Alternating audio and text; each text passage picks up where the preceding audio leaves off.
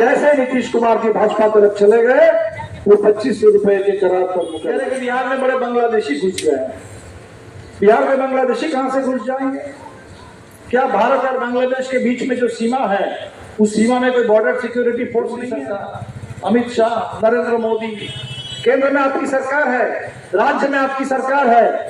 अगर बिहार हो देश के किसी भी हिस्से में कोई घुसपैठ कर रहा है तो सबसे पहले तो ये आपकी नाकामी है, आपकी विफलता है। आपको माफी मांगनी चाहिए हिंदुस्तान की जनता से और आप आकर हिंदू मुस्लिम करके उत्पात का उन्माद का माहौल बना। ये जो उत्पात और उन्माद की ताकतें हैं, जो नफरत और झूठ की खेती करते हैं और आपको गुमराह करने की कोशिश करते हैं और सारे सवालों से जवाब से जिम्मेदारी से भागते हैं, उन लोगों को भी बिहार से खदेड़ने की जरूरत है।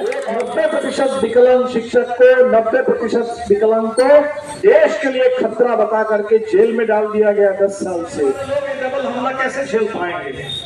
क्यों नहीं बिहार के गरीबों को भी, अगर दिल्ली में 200 यूनिट बिजली फ्री मिलती है, अगर पंजाब में 200 यूनिट बिजली फ्री मिलती है, क्यों नहीं बिहार के गरीबों को भी 200 यूनिट बिजली फ्री मिलनी चाहिए? क्यों नहीं बिहार के किसानों को भी 200 यूनिट बिजली फ्री मिलनी चाहिए? तो नीतीश बाबू ने कहा कि नहीं, हम फ्री में नहीं देंगे, हम सब्सिडी देंगे कंपनी वालों को। अभी अखबारों में आपने विज्ञापन देखा होगा, पूरा फुल पेज का विज्ञापन आया हुआ है कि बिहार में सरकार जो है वो सब्सिडी दे रही है कंपनी वालों को। तो कंपनी को सब्सिडी तो कंपनी का मुनाफा है, लेकिन गरीब का क्या होगा, आम लोगों का क्या होगा? जहां लोग कह रहे हैं कि ये स्मार्ट मीटर में जो महीने का बिल होता था अब 7 दिन में 10 दिन में वो पैसा कट रहा, और मोबाइल की तरह पैसा खत्म तो डेटा खत्म, पैसा खत्म तो बिजली खत्म। ये क्या धंधा शुरू हो गया बिहार? और इसीलिए हमारी यात्रा ये मांग करने के लिए निकली है कि स्मार्ट मीटर पर रोक लगाओ और 200 यूनिट बिजली बिहार के गरीबों को, बिहार के किसानों को फ्री में दो। नीतीश जी ने ये भी कहा था कि जो 295 लाख जो परिवार है 6000 से नीचे वाले, उनको हम 2-2 लाख रुपए की आर्थिक मदद करें। हमने स्वागत किया कि 2 लाख रुपए की कम से कम सरकार अगर मदद करे इन पीड़ित परिवारों को, इन सबसे महागरीब परिवारों को, तो चलो कम से कम कुछ तो राहत मिलेगी। लेकिन अभी इस घोषणा के बाद 1 साल हो गया और 1 साल बाद जब सरकार से पूछा गया, इंडिया टुडे पत्रिका ने पूछा कि 1 साल में आपने कितने लोगों को ये 2 लाख रुपए की आर्थिक मदद दी, तो जवाब क्या मिला? जवाब मिला कि 95 लाख तो भूल जाइए, अभी तक 1 लाख लोगों के पास भी सरकार नहीं पहुंची। सिर्फ 40,000 लोगों को, वो भी 2 लाख रुपए नहीं, पहली किस्त के रूप में कुछ पैसे दिए। सरकार कह रही है कि जनता आवेदन जमा करे, लेकिन आवेदन में आपसे कहा जाएगा कि आप आय प्रमाण पत्र दें। और हमें रिपोर्ट मिली कि बिहार में जब भी लोग जा रहे हैं सीओ के पास आय प्रमाण पत्र के लिए, तो उनको 1 लाख रुपए का आय का प्रमाण पत्र थमाया जा रहा है। 6000 से नीचे वाले, 72,000 से कम आमदनी है, उनको 7,000 का, 65,000 का, 70,000 का आय प्रमाण पत्र मिलना चाहिए। उनको 1 लाख का आय प्रमाण पत्र दिया जा रहा है ताकि वो आवेदन करने पर भी उनको 2 लाख रुपए कभी नहीं मिले। और इसीलिए माले ने ये हक दो वादा निभाओ अभियान छेड़ा है और बिहार के हर प्रखंड में हजारों की तादाद में मैं सलाम करता हूं बिहार के गरीबों को, पूरी ताकत के साथ लोग प्रदर्शन कर रहे हैं। और सरकार तो कहती है कि ऑनलाइन आपको आवेदन करना पड़ेगा। हमारे लोगों ने कहा कि हम ऑफलाइन जमा करेंगे, वो ऑनलाइन करवाने का काम आपका है। और हम गरीब हैं और गरीब को गरीबी का सर्टिफिकेट मिलना चाहिए। अब जाकर के 60,000 70,000 का प्रमाण पत्र बनने लगा है, ये आपका हक है। और इसीलिए हम ये कहने के लिए निकले हैं यात्रा लेकर के, ये बिहार के गरीबों के साथ ये धोखा नहीं चलेगा। मोदी जी धोखा देके चले गए कि 15-15 लाख गरीब के खाते में चले आएंगे, 15 पैसे भी नहीं आए। और यहाँ नीतीश जी तो विधानसभा में आपने कहा, मुख्यमंत्री ने कहा, मुख्यमंत्री विधानसभा में जब पूरे जनता से कुछ बात कहते हैं उसका कोई मतलब होना चाहिए, उसका कोई वजन होना चाहिए। और वो 2 लाख रुपए के नाम पर धोखा हो रहा है। तो हम इसलिए निकले हैं, ये 2-2 लाख रुपए बिहार के गरीबों का हक है। सरकार ने कहा है हम अपना हक लेकर के रहेंगे, 2-2 लाख बिहार के गरीबों को मिलने चाहिए। नीतीश जी एक जमाने में बात करते थे कि बिहार को विशेष राज्य का दर्जा मिलेगा। आजकल कहने लगे कि विशेष राज्य का दर्जा तो सिर्फ पहाड़ी राज्यों को मिलता है, तो बिहार में तो पहाड़ नहीं है तो राज्य का दर्जा कहां से मिलेगा? क्या आपको पता नहीं था कि विशेष राज्य का दर्जा पहाड़ी राज्यों को मिलता है और बिहार में पहाड़ नहीं है? ये कोई नया आपने खोज करके निकाला क्या? तो बिहार में विशेष है, ये जो गरीबी है ये खास बात है। और इतने दिनों से आप कह रहे हैं कि विकास विकास विकास, अब पुल टूट रहे हैं, तटबंध टूट रहे हैं। लोगों को बात समझ में आई है कि विकास के नाम पर बिहार में किसी चीज का अगर विकास हो रहा है वो भ्रष्टाचार का विकास हो रहा है, लूट का विकास हो रहा है, और गरीबों की गरीबी नहीं मिट रही है, आमदनी नहीं बढ़ रही है, रोजगार नहीं है, पलायन नहीं रुक रहा है। हम लोग गया से चले, वहाँ वजीरगंज छोटा सा ही है कस्बा, बाजार आप ही की तरह, वहां हम लोग इसी तरह शाम के वक्त मीटिंग कर रहे थे और हमारे साथियों ने लोगों से पूछा। लोगों ने बताया कि वजीरगंज से हर रोज 5 बस जाती है कलकत्ता, 2 बस जाती है सिलीगुड़ी, 1 बस जाती है दिल्ली। अब समझ लीजिए, रोजगार नहीं है, पलायन हो रहा है हर रोज कलकत्ता की ओर, सिलीगुड़ी की ओर, दिल्ली की ओर, पंजाब की ओर, आजकल दक्षिण भारत की ओर। तो बिहार को हम जब कहते हैं कि विशेष पैकेज की अगर आप बात कर रहे हैं, तो बिहार के विशेष पैकेज का मतलब बिहार के नौजवानों को यहाँ रोजगार मिले, बिहार की गरीबी खत्म करने के लिए 2-2 लाख की गारंटी हो। और मोदी जी आपने जो कह रखा था कि 2022 तक सब बेघर लोगों को पक्का मकान दे देंगे, कहीं पक्का मकान के लिए कोई पैसा नहीं आ रहा है। बिहार के सभी गरीबों के लिए पक्का मकान, 5 स्कूल जमीन की गारंटी हो। अगर ये गारंटी होती है तब हम समझेंगे हाँ आपके लिए अपने बिहार के लिए कोई पैकेज किया। लेकिन बजट में जब पैकेज की बात आई तो पता चला नीतीश जी भी हल्ला कर रहे हैं कि मोदी जी को धन्यवाद दे रहा है कि मोदी जी ने बिहार को बड़ा शानदार पैकेज दे दिया। हमने सोचा कि भाई पता नहीं क्या पैकेज मिला, तो लोग कह रहे पैकेज मिला है कि बिहार में और हवाई अड्डा बने। किसने मना किया?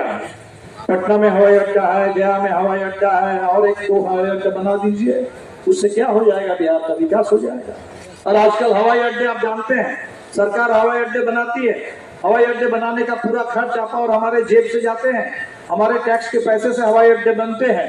और बन जाने के बाद सारे हवाई अड्डे आजकल किनको मिल रहे हैं? अदानी को। एक से एक पूरे देश के हवाई अड्डे, सड़कें, पूरे देश के बंदरगाह, सब कुछ। झारखंड में चले जाइए तो कोयला खदान, वहां बिजली प्लांट, सब अदानी के लिए।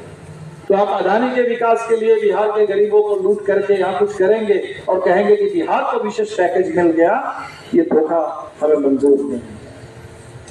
हम देख रहे हैं कि अभी इस समय पूरे बिहार में आंदोलन चल रहे हैं, हम लोग जहां से भी गुजर रहे हैं लोग हमें ज्ञापन दे रहे हैं।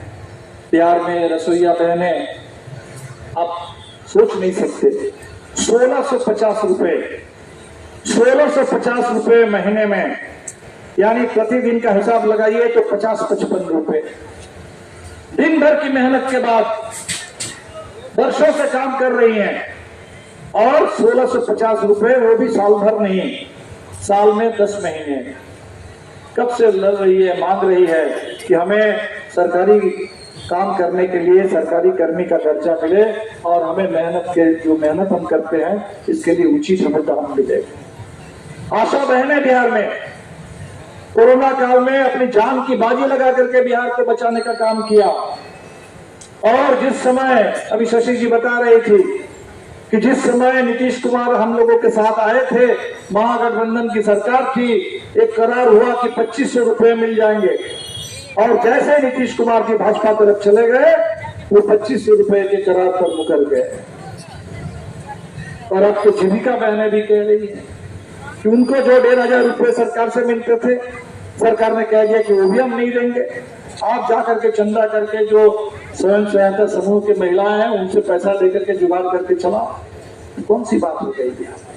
तो हमने देखा कि बिहार में सारे लोग परेशान हैं, किसान से लेकर के मजदूर, छात्र, नौजवान से लेकर के महिलाएं, तमाम लोग परेशान हैं। और इसीलिए हमने सोचा कि यात्रा के जरिए हम सब एक दूसरे की पीड़ा को समझें और बिहार के अंदर बदलाव की जो आकांक्षा है, बदलाव की जो जरूरत है, इस दिशा में आगे बढ़ेंगे। हम लोग तो बदलाव चाहते हैं। अभी कुछ लोग देख रहे हैं कि वो समझ रहे हैं कि भाई पैसे के बल पर बिहार में हम खरीद लेंगे, राजनीति करेंगे। कोई आ गए हैं, बोल रहे हैं कि कोई आंदोलन करने की जरूरत नहीं है, कोई नीति नहीं है, खूब पैसा लेकर के आए हैं और कह रहे हैं कि बस अब बिहार में हम हैं। भारतीय जनता पार्टी वाले हैं, गिरिराज सिंह आप जानते हैं, बिहार के बहुदलीय नेता, जिस समय जनसंहारों का तांता लगा हुआ था, रणवीर सेना के सुप्रीमो को बिहार के गांधी बताते थे। आज वो गिरिराज सिंह निकले हुए हैं, कह रहे कि बिहार में बड़े बांग्लादेशी घुस गए हैं। बिहार में बांग्लादेशी कहां से घुस जाएंगे? क्या भारत और बांग्लादेश के बीच में जो सीमा है, उस सीमा में कोई बॉर्डर सिक्योरिटी फोर्स नहीं है? बॉर्डर सिक्योरिटी फोर्स किसके मार्फत है? दिल्ली सरकार, अमित शाह, नरेंद्र मोदी, केंद्र में आपकी सरकार है, राज्य में आपकी सरकार है। अगर बिहार हो, देश के किसी भी हिस्से में कोई घुसपैठ कर रहा है तो सबसे पहले तो ये आपकी नाकामी है, आपकी विफलता है। आपको माफी मांगनी चाहिए हिंदुस्तान की जनता से, और आप आकर के उल्टा सीधा लोगों को विभाजित करने के लिए, हिंदू मुस्लिम करने के लिए कर रहे हैं। कि हमेशा बिहार को चाहिए बदलाव, बिहार को चाहिए विकास, बिहार को चाहिए लोकतंत्र, बिहार को चाहिए न्याय, बिहार के हर तबके के लोगों को चाहिए अपना पूरा अधिकार। और आप बिहार को बिगाड़ने के लिए, बांटने के लिए, बर्बाद करने के लिए हमेशा हिंदू मुस्लिम करके उत्पात का, उन्माद का माहौल बना रहे हैं। और इसीलिए इस कुत्ता बाजार में हमें जो भी साथी सुन रहे हैं, हम जो बदलाव की बात कर रहे हैं, न्याय की बात कर रहे हैं, ये बदलाव के लिए जरूरी है, न्याय के लिए जरूरी है कि ये जो उत्पात और उन्माद की ताकतें हैं, जो नफरत और झूठ की खेती करते हैं और आपको गुमराह करने की कोशिश करते हैं और सारे सवालों से, जवाब से, जिम्मेदारी से भागते हैं, उन लोगों को भी बिहार से खदेड़ने की जरूरत है और बिहार के राजनीति को बदलने की जरूरत है। अभी उपचुनाव है 4 सीट पर, हमारी भी एक सीट, कॉमरेड सुदामा जी तरारी से विधायक थे, अब सांसद हो गए हैं, वो सीट भी खाली है। आज हमारे नौजवान नेता राजू यादव ने वहां से नामांकन किया है। हम उम्मीद करेंगे कि बिहार की जनता इस उपचुनाव में भी ये डबल इंजन का जो डबल हमला है, डबल इंजन का जो डबल धोखा है, इसका करारा जवाब देगी। और आने वाले दिन में 24 में हम लोग जहानाबाद तो जीते, आरा भी जीते, पाटलिपुत्र भी जीते, काराकाट से भी जीते, सासाराम से भी जीते, बक्सर से भी जीते, लेकिन देश की सत्ता में फिर एक बार मोदी जी रह गए। और आप देख रहे हैं कि क्या कर रहे हैं, किस तरह से किसी सवाल का जवाब नहीं देना है। न रोजगार की बात होगी, न महंगाई कम करने की बात होगी, न किसानों को जो लंबे समय से किसानों की मांग है कि हमें फसल की सही कीमत मिले, उसकी कोई गारंटी होगी। फिर पूरे देश में सिर्फ दमन, लोगों को जेल में डालो। अभी हमने देखा, हमारे दिल्ली विश्वविद्यालय के एक अध्यापक थे, उनका नाम है GN साई बाबा। 90% विकलांग, 90% एक विकलांग शिक्षक व्हील चेयर में बैठ करके कॉलेज में जा करके छात्रों को पढ़ाते थे और उनको बताया गया कि देश के लिए बहुत बड़े खतरा है। एक 90% विकलांग शिक्षक को, 90% विकलांग को देश के लिए खतरा बता करके जेल में डाल दिया गया 10 साल से। और जब कोर्ट ने बरी कर दिया कि झूठा आरोप है, लेकिन 10 साल जेल में रहते रहते, जेल की यातना झेलते अभी हमारे वो प्रोफेसर GN साई बाबा, अभी उनका निधन हो गया है हैदराबाद के एक अस्पताल। तो सिर्फ सच बोलने वालों को जेल में डाल दो, आवाज उठाने वालों को खामोश कर दो, लोगों को दमन कर दो। ये लाठी गोली की सरकार, बाबा साहब अम्बेडकर ने जो संविधान, बाबा साहब ने जो संविधान हमें दिया था, उस संविधान में ये नहीं कहा गया था कि देश में लाठी गोली की सरकार चले।